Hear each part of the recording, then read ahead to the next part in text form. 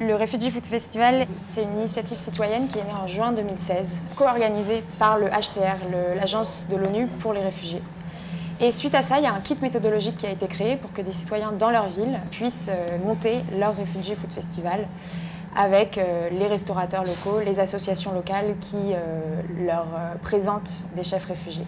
Le but du Refugee Food Festival, c'est de changer notre regard sur les personnes réfugiées, de mettre en avant leurs talents, de découvrir des saveurs venues d'ailleurs et d'être un tremplin professionnel pour eux. C'est trop bien, moi j'avais pas vu tout ça derrière. En fait, c'est le Refugee Food Festival qui m'a contacté.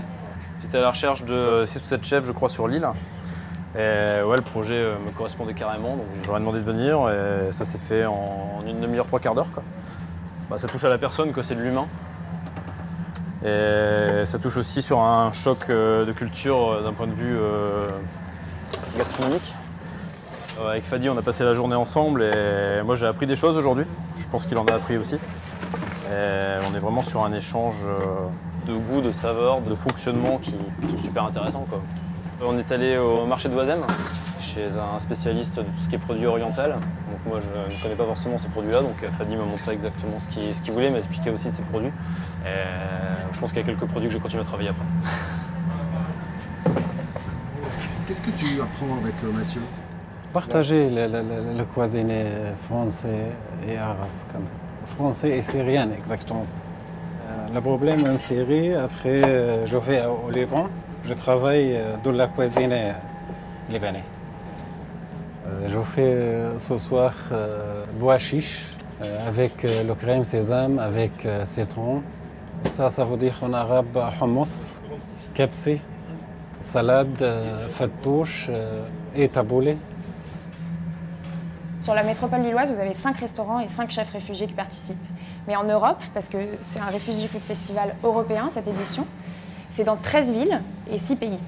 Et toutes ces villes, en fait, recoupent plus de 80 chefs et restaurants partenaires. C'est quelque chose qu'il faut renouveler peut-être dans l'année ou l'année prochaine. Et j'incite aussi tous les chefs à participer à ce genre d'expérience, parce que d'un point de vue humain, c'est vraiment au top, quoi. Toutes les bonnes énergies sont les bienvenues pour mobiliser les associations, les personnes qui œuvrent auprès des réfugiés, pour mobiliser les restaurants, pour faire venir ses amis, sa famille. Et l'idée, bien sûr, c'est qu'au final, ce soit bénéfique pour tout le monde et que chacun passe un beau moment lors des soirées. Je suis là pour goûter la cuisine syrienne de Fadi. Il y a 2 ans, on a proposé d'accueillir chez nous un réfugié parce qu'il y avait un peu de place à la maison. Et l'association qu'on a contactée nous a ramené Fadi.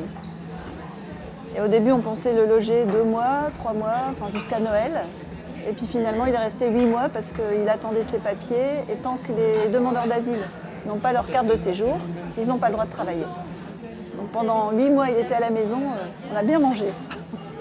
Moi, je lui donnais des cours de français le soir. Et je voyais qu'il était très motivé.